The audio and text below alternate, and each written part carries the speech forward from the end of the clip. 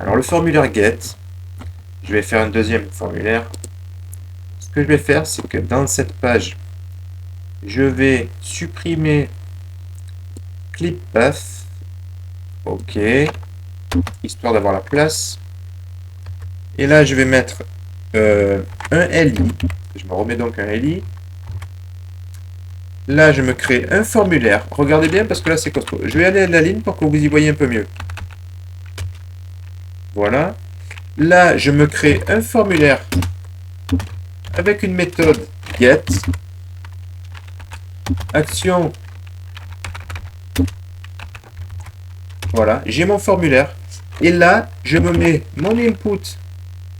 Mon input de type search. OK. Avec un nom que j'appelle search. Je m'embête pas la vie. L'idée, ce sera search. Et je lui mets un input de type submit, parce qu'il faut bien valider la recherche. Value, on met search. On met ce qu'on veut, mais là, je mets search. Et on va tester tout ça. Alors, on va tester tout ça. Déjà, je vais actualiser. Et voilà. Donc, c'est trop grand, on ne voit pas mon bouton. Si, on le voit.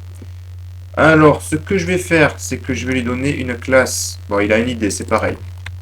Et dans le CSS, je vais lui dire que ça doit avoir une taille de, on va dire, 10% de son élément par an. Parce que c'est trop gros, je vois pas mon bouton, ça me plaît pas. Allez, oui. Bon, c'est trop petit. On va mettre 40% de son élément par an, ce qui est très bizarre. Non. 80%. Voilà. C'est horrible, c'est imbitable, mais c'est pas très grave. Et le search, pourquoi il me met une petite seconde. Voilà. Je vais lui dire aussi que c'est un display de type inline. Parce que là, il a l'air de me mettre le bouton à l'endroit où je veux pas. Qu'est-ce qu'il m'a fait? Pourquoi il me fait ça? Je vais lui dire, donc le bouton, je vais lui donner aussi une idée. J'aurais dû. Ce que je vais faire, c'est que ça, je vais le mettre en classe. Classe égale search. Comme ça, je peux aussi le traiter lui pour les options communes. Donc là, ils seront traités tous les deux. Oui, rends mon formulaire. Ils ont la même taille, ça me plaît pas. Donc, hop, 80%. Et dans le search, ici, c'est ici qu'on met le display. C'est ici qu'on met le display. Pour qu'il soit traité pour tous les deux. Et lui, on lui dit with 20%. Et comme il va me le traiter dans l'ordre, on réajuste la taille pour l'autre en deuxième. Mais je veux qu'il me les mette à la ligne, s'il te plaît. Bon, c'est pas très grave. À la place de search, on va marquer OK et ça fera le compte. Voilà. Donc là, on va juste lui dire 30%, s'il te plaît. Voilà. Bon, le style, c'est pas le sujet de cette vidéo, c'est pas très grave. Ce que je vais vous montrer surtout. Alors, je vais d'abord fermer ça.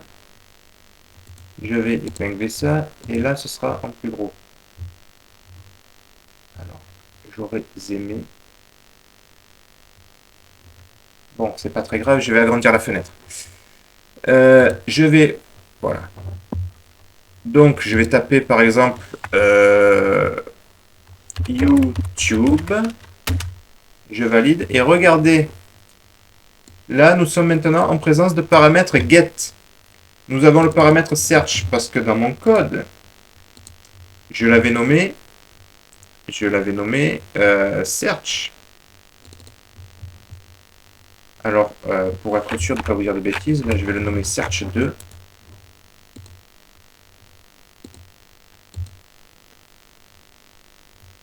Donc, j'aurais dû choisir un autre nom. Ordinateur. Voilà. Ordinateur, maintenant, il est à search2. C'est le paramètre search2, parce que le nom du paramètre, c'est celui-ci.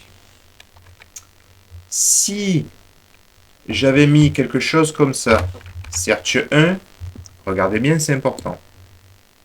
Et search 2, ou plutôt, ça c'est débile, non. On va le mettre en ouais, non.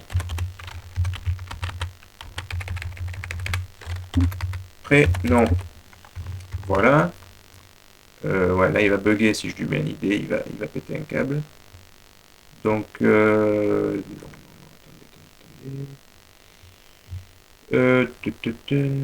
ouais, ouais. Donc lui, on lui met un display bloc.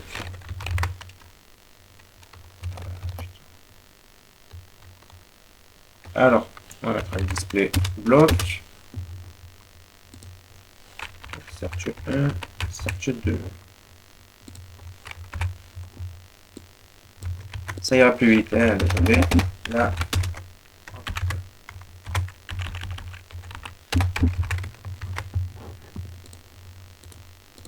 Hop. Donc là, je lui mets Julien. Là, je lui mets Faujanet, c'est mon nom de famille. J'envoie. Et vous voyez qu'il me met prénom Julien, non Faujanet. Donc là, nous sommes en présence de paramètres get. Vous pouvez tout à fait envoyer un formulaire en paramètre get, mais je vous conseille de faire ça uniquement pour les recherches. Sinon, si vous envoyez des mots de passe et des données bancaires, vous allez vous faire pirater en moins d'une heure. Voilà, donc nous avons vu les formulaires post, nous avons vu les formulaires get. Dans les formulaires post, nous avons vu donc les inputs de type texte, les inputs de type email, les inputs de type téléphone avec un pattern, les types radio qui permettent de choisir une seule option, les types checkbox qui permettent d'en choisir plusieurs, les select avec les options, et nous avons vu aussi les options groupe. Nous avons vu aussi le color picker, c'est son nom en anglais. Nous avons vu le input de type time, de type date time, la semaine, les nombres, le range, l'URL que nous n'avons pas pu tester, la sélection de fichiers, le fait de remettre un formulaire à zéro. Voilà, vous avez vu, je vous le refais. Je remplis un formulaire totalement au hasard. Voilà, je suis français, je mets les sous-titres en français. En couleur, je vais mettre du vert, pourquoi pas. En time, l'heure que je choisis, c'est 15 heures. 15 heures, j'ai dit. S'il te plaît, merci. En date time, je choisis aujourd'hui à 15h38. En semaine, je trouve ça débile, mais je vais choisir la semaine 48. En nombre, on va prendre le 2. En range, on se met là. En URL, on prend Google. Et là, je remets mon formulaire à 0. Voilà. Là, c'est pour valider. Donc voilà, nous avons vu les formulaires dans cette série de vidéos. J'espère que la vidéo vous a plu. Je vous invite à vous abonner si ce n'est pas déjà fait. Je vous invite à la liker si vous l'avez aimé.